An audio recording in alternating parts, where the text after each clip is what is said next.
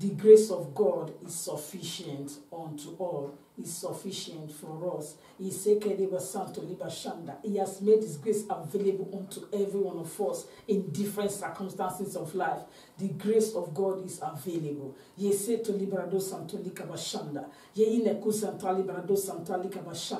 the message of God to us today is the message of grace.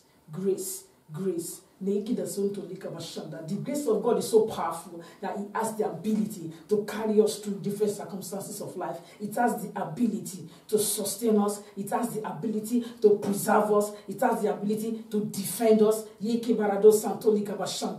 grace of God is mighty. The grace of God is great. The grace of God is what we need so that we don't just struggle and labor and be frustrated in life. The grace of God. So He's bringing His grace towards us today. The message of His grace. It's also said that for my people are destroyed for lack of knowledge. If you don't know that you in the Santonia have a right to the grace of God by virtue of being a child of God, the devil will rob you. He will play on your ignorance and you will struggle and labor for nothing. The grace of God is readily made available unto all. Thank you, Abba Father. I read the scripture to you, 2 Corinthians chapter 9, verse 8. And God is able to make all grace abound towards you, that ye also, having all sufficiency in all things, may abound to every good work. Every good work. Every good work. The grace of God is made sufficient for you already, that you may be abound to every good work. He said He is able, so God is able, and He's bringing the message to you. That means that He's able, and it's even made available to you right now. So that open your hearts to receive the word of grace this morning. Open your hearts to receive the grace of God into your life. It is saying that God is bringing the word of grace to you. Are you struggling in life? His grace is able to make you to abound. His grace is able to make you to break through. His grace is able to make you to overcome every difficult situation. I will go to 2 Corinthians chapter 12 verse 9. 2 Corinthians 12:9. And He said unto me, my grace is sufficient for thee, for my strength is made perfect in weakness. My strength is made perfect in weakness. What is it that you are weak in doing? Is it as if your case is worse? There's nothing that you lay your hands upon that turns out good? His grace is sufficient. Are you in debt? You don't know you find yourself there, or you think things are going to work out for good for you, or you borrowed money to go into business, or you find yourself in a difficult situation and you borrowed money to bail yourself out of the situation. Maybe you need to pay bills and so on and so forth. And you are indebted. You don't know where to run to. You don't know how else you can pay the debt. His grace is sufficient for you to take care of the debt. Are you struggling with your Christian race? And you see it as a difficult task, and that you can never get to your divine destination in Christ? I want to tell you this morning by the word of God coming to you that His grace is sufficient for you. His grace is sufficient to make you to abound unto every good work, to make your life productive, to make your Christian race productive. Whatever there are many things we cannot do in life. There are many things we cannot do. It takes the grace of God to do them. It takes the grace of God to excel in them. When you leave the grace outside of your life will be frustrated from the pit of hell. Because by strength shall no man prevail. That's why the word of God is coming to you today. That His grace is made sufficient for you. His grace is made perfect in your weaknesses. His grace is sufficient for you to make you to abound to every good work, to make your life beautiful, to make you to come out from grass and emerge in the realm of grace, to from grass to glory, making the Santolika Bashanda, to come out of fruitless labor, though in the Santolika Bashanda, into a realm whereby for everything you do in life, everything you put your hands to do, you prosper according to the will of God and according to the leading of God for your life. I'm not saying you should continue in sin. Because it's others who say, should we continue seeing that grace in your account? No. It's the grace to do it right.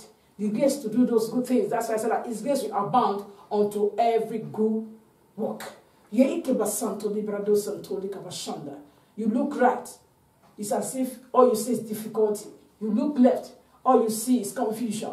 His grace is sufficient for you. Why don't you go ahead and receive the grace for illumination, the grace for insight, the grace of revelation, to be able to know what to do at the present moment that you are being confronted by that situation that is posing like a mountain before you. The word of God said that, what Santoliba Santaya, who art thou mountain over Zerubbabel, thou art made plain at the shout of grace, grace, grace. What Sotaliba Santa Liberado Santalia, Neki Barado Santolika Bashanda. You need grace to know what to do at the right time. You need grace to be rightly informed by the Spirit of God. For you to be led by the Spirit, you need grace.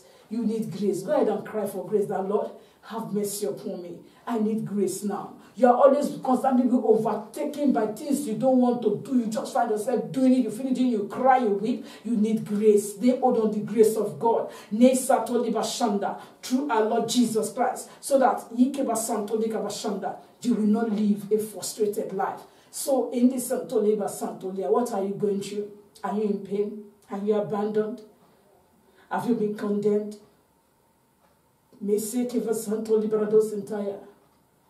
It seems as if you are just living or existing for existing's sake. But I tell you today, the grace of God is coming upon your life and it's going to make the difference. Because His grace is sufficient for you. What are you going through? His grace is sufficient for you to come out uniquely, to come out with a short testimony, to assess your your testimony. When the grace of God come upon your life, you will no longer operate under a closed heaven. You will no longer operate under duress. You will no longer operate under difficulties and struggles and struggles and struggles. The word of God have come to you today. You need the grace. Go ahead and receive the grace of God into your life. When your life is graced, it will harness those things that will make your life beautiful to you. When the grace of God rests upon you, it will connect you to your divine destination, to connect you to the right people, to connect you to the right things, to put your hands in. It will help you to have understanding of how, when. Because you will be hurt when you have the grace of God at work in your life. The things will go well for you. Things will go easy for you. It will be easy for you to access the place of rest in Christ Jesus. Yes, go ahead and ask for grace. You need grace. Any journey without grace, we always be characterized by frustration, confusion, and so on and so forth. So ask for grace now, that Father, I need this grace, because your word has said that you are able, oh God,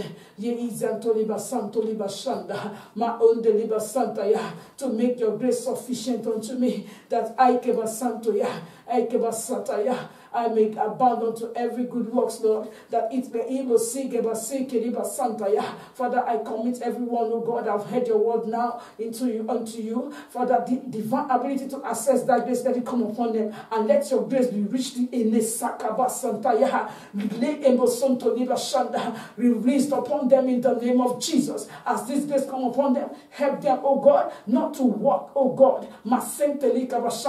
in paths that seems right, or frustrate your grace upon their life in Jesus' name, but instead help them to grow even in the grace. Help them to grow in grace, oh God. Help them to grow in grace in the name of the Lord Jesus. Therefore, I command the grace of God upon you all.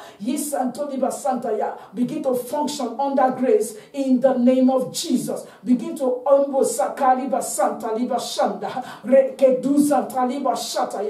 journey under the grace of God in the name of Jesus. Therefore, let the grace of God come upon every one of us and journey on with us in the grace of life. Thank you, our Father.